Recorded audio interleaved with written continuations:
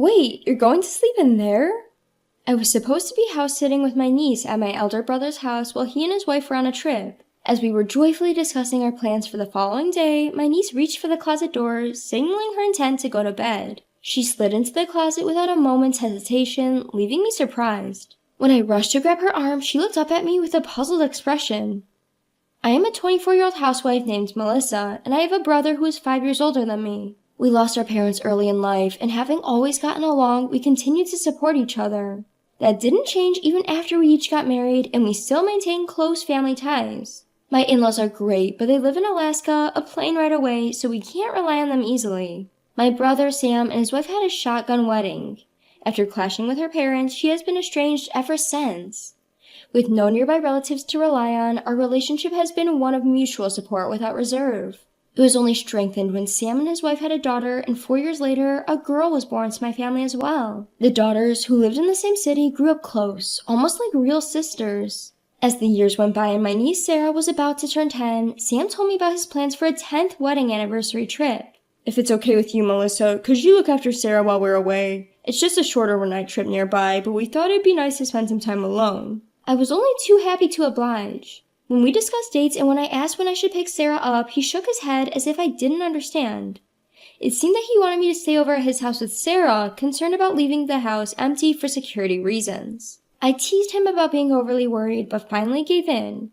I decided to stay over alone, leaving my daughter, who still has a little anxiety about sleepovers, with my husband. The day of their anniversary trip came as planned, and I went to stay at Sam's house.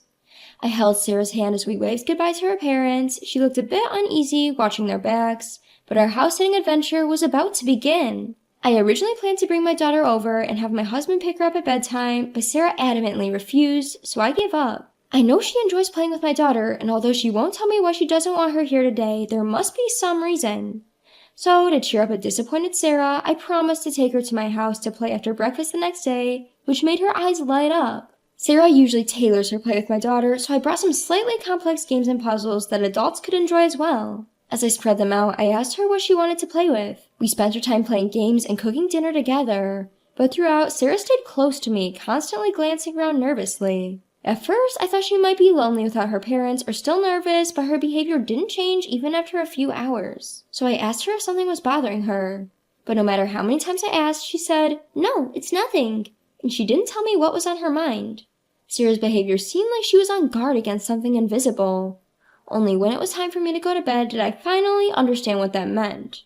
Sarah changed into her pajamas, opened the door of the closet with a smile, and said that she was going to sleep early today and leave for my house in the morning. In the closet, there was a bed. I couldn't figure out when it had been prepared. As I was trying to grasp the situation, Sarah quickly lay down on the bed and said goodnight while trying to close the door. "Hold on, Sarah. Are you going to sleep in there?" I asked, my voice raising with surprise, to which Sarah answered with a serious face. "Yes, but it's okay. I'll leave it open just a little. If I hear anything, I'll wake up right away." Hiding my confusion, I invited Sarah to sleep with me. After some hesitation, Sarah finally agreed and joined me in my bed. She said that she wanted to leave the bed in the closet as a hiding place. I didn't understand why, but I told her it was absolutely fine. As cheerfully as possible, I asked her why she needed a hiding place. After making me promise not to laugh, she whispered, "The monster will come." Just hearing that might make you think she was still a sweet, innocent girl, but the story that followed was enough to make me believe in the existence of this monster. Sarah was shaking, clutching onto my arm. "The monster is really scary and clever. It only comes on the days when Daddy isn't home. If the monster comes, Mommy has to fight it off, and I mustn't leave the closet until she does. Mommy always cries while she's fighting. I once tried to help her, but I got so scared when the monster started banging on the closet door." I hugged the trembling Sarah and sighed deeply in my heart.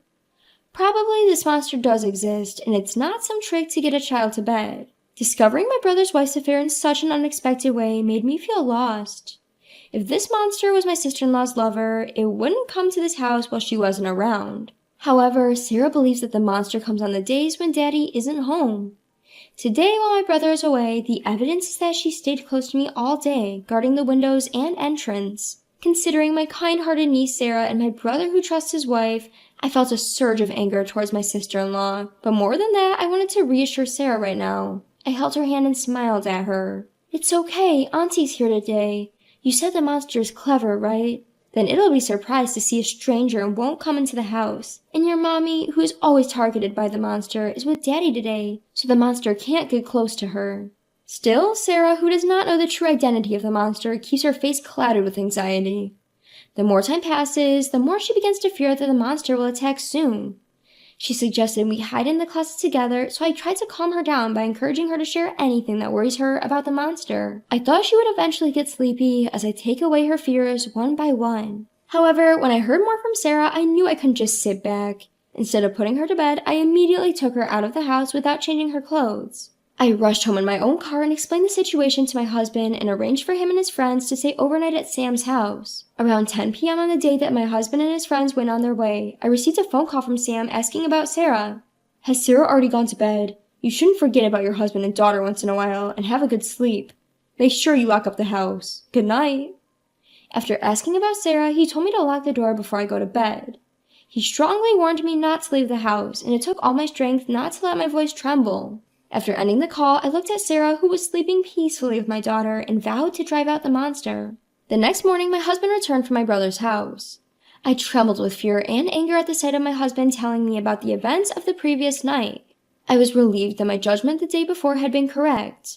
My family spent the rest of the day at home with Sarah, waiting for my brother and his wife to come pick her up. Upon seeing me, my brother sternly questioned why Sarah and I had left the house at night. "Why didn't you sleep at our house? I asked you many times not to leave the house, didn't I? You said you understood, but what were you thinking when you just went home on your own?" The protest from him, accusing me of breaking my promise, made me feel uncomfortable. I coldly asked him why he, being on a trip, knew that we were not home. Then he replied while avoiding eye contact, "Well, we gave Sarah a smartphone with a GPS function." If that was true, he wouldn't have insisted so much on not leaving the house during the phone call the night before. If he had checked the GPS, he would have easily known that we were not at his house. Suppressing my urge to confront Sam immediately, I continued the conversation quietly so as not to be heard by the kids in the other room. "By the way, 2 unknown men came to your house late last night. Who are they? Why would they come to a house that's supposed to be occupied only by Sarah and me in the middle of the night?" "Suspicious individuals? I'm glad you're safe." His voice was trembling, but it was not from the fear of the suspicious individuals or the relief that his daughter was safe. He seemed to be choosing his words carefully, and his gaze was darting around. "Hey, about those guys." I pressed my brother, who was not giving clear answers about who those men might be, but my voice was cut off by my brother's wife, Kate. Whether she was worried about us talking any further, she began calling Sarah forcefully and said they were going home. When Sarah, who had been playing in another room, heard her mother's voice, she came out. Kate pulled her hand away with obvious strength. Then Sam suddenly changed his attitude and said, "I don't forgive you for what happened, but I'm leaving today," and began to push Sarah back to leave the room. My brother and his wife tried to force Sarah to leave with them. When I tried to talk them out of leaving, they ignored me and did not even look back. Seeing Sarah reaching out to me in resistance to her parents, I hastily pulled her towards me. "Hey, what are you doing?" Caught off guard, Kate let go of Sarah's hand and cried out, but I shielded Sarah behind me, putting some distance between us and the couple. They spouted aggressive words, attempting to reclaim their daughter, and stormed towards us in a rage. My husband and I managed to force them out of the room, asserting that we would never allow them to take Sarah away. A police officer who had been waiting at the entrance instantly detained the couple. The police officers were trying to calm my brother and his wife, who were totally confused by the unexpected situation. Sam insisted to the officer that we should be the ones apprehended, claiming, "They won't give back my daughter. My sister and her husband took her from our home and are keeping her here. Please rescue her quickly. This isn't the time to hold me down. I won't run or hide, so let me go." Our daughter, who had noticed the commotion and came out, hid behind me and spoke with Sarah in a baffled manner, discussing that she was not locked up at all. Not sure whether Sam heard their conversation, but he sternly told Sarah to come with him. But she was too frightened by her father's intense anger to leave my side. Kate simply stood quietly next to the officer, glancing at my brother as if she had something to say to him and Sarah, but didn't. When my brother, who was causing a scene at the entrance, was completely restrained by the officer, my husband held up his smartphone in front of my brother's eyes. Noticing this, I told Sarah and our daughter to wait again in the previous room and close the door to keep the sound from leaking. Once my husband confirmed this, he silently started playing a video he had filmed at my brother's house the night before. Upon seeing it, the couple's faces instantly turned pale. The video began with the house key slowly turning and 2 men, apparently using a duplicate key, quietly entering the room. The men, in a good mood from their appearance, greeted my husband and his friends, mentioning my brother's name. "You guys are guests too, huh?" they said. One of them joked, "Hey, how much did you pay? He said I could get a 30% discount because the woman is his own sister, haha." They looked at my husband and his friends with a smirk on their faces. When my husband's friend gave a vague response, avoiding a direct answer, one of them boasted about the specific amount of money. He said that they were good friends with my brother and his wife and that they were able to get a discount from them. They continued, "We're lucky we get to play with the kid today, too." And the man's profile as he laughed was hideously villainous, to the point where calling him a monster would be an insult to a monster. I couldn't see the screen from where I was, but the audio alone was enough to give me goosebumps. Afterwards, my husband's friends started grilling the men, asking if they often visited his house and if they always came in pairs. They seemed to notice something was amiss and started asking where Sarah and I were. Upon seeing my husband's angry expression as he stated we weren't there, they seemed to finally realize the situation. Realizing they were not among friends, the men hastily fled. It was unclear whether they hadn't noticed my husband's recording until the end or if they had intentionally not disclosed it. It seems like my brother, who is supposed to be a close friend of them, has never heard of the video before. He is trembling. He desperately insisted he knew nothing and was being framed. Until I watched the video, I thought my brother was innocent and that my sister-in-law had planned everything. But there's clear evidence in the video that my brother Sam handed over to me and little Sarah. No one was convinced by him pretending to know nothing, and he was taken away by the police. Kate was pretending to have no involvement, but the officers who had previously heard from Sarah had many questions for her, so they requested her to come along, and thus Sam and Kate were both taken into custody. Later, during the police investigation, Sam and Kate confessed everything and were arrested on the spot. Apparently, Kate used to invite men over to her house on the nights when Sam was working and received money. Once she realized there was a particular demand for children, she took advantage of Sarah, making sure not to violate the law. To help her mother, who was being bullied by some nasty people, innocent Sarah did as she was told and posed for photos. These were mere pictures of a child with no suggestive connotations whatsoever. Kate would take these innocent photos with a disposable camera, have them developed, and then show them to her clients, instigating a kind of bidding war. Moreover, she would only lend out the photos, never selling them. As much as I despised her for this, if that was all there was to it, it should have ended as a matter of no concern to my husband and me. When Sam noticed Kate's business, he didn't scold her or try to protect their daughter. Instead, he started to gather men who would become their clients. He figured that if he increased the number of employees, the revenue would also increase. With this simple logic, he decided to involve me in his business. Of course I would never agree to this if he simply asked.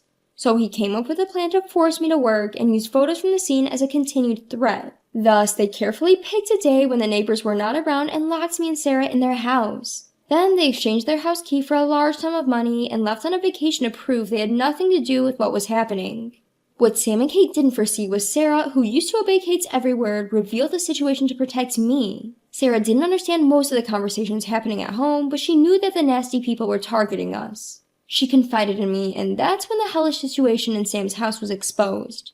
That night, after learning about Sarah's situation, I asked my husband to capture the nasty people's activities on camera. Their unguarded information spill helped the police to act immediately after I reported them. At the same time, I made a report to the Child Welfare Services to ensure Sarah's safety.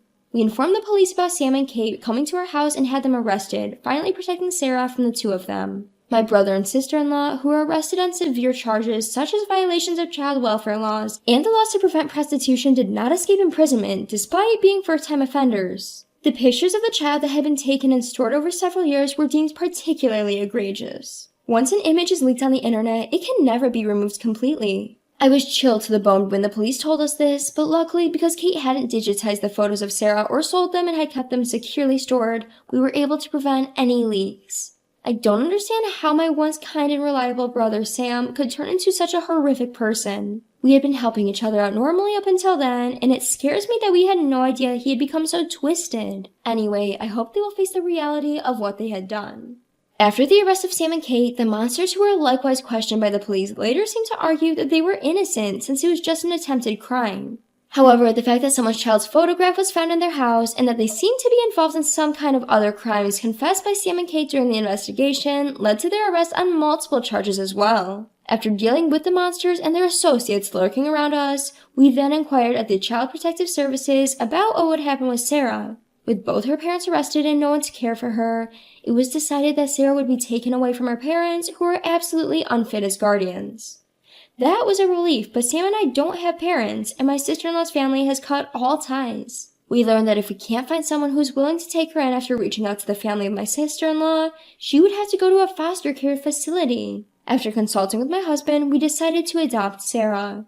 She was, after all, a person I owed a lot to, and I didn't want to part ways with Sarah, whom I adore as if she were my own daughter. Luckily, my husband agreed, and we took this opportunity to move to the countryside where my in-laws live. My daughter was excited to spend more weekends with her beloved grandparents and was overjoyed that her wish for an older sister came true with the arrival of Sarah, whom she adores. Finally freed from her parents, Sarah, with her remarkable adaptability as a child, is already getting used to her new environment as an older sister and is starting to live a peaceful and happy life.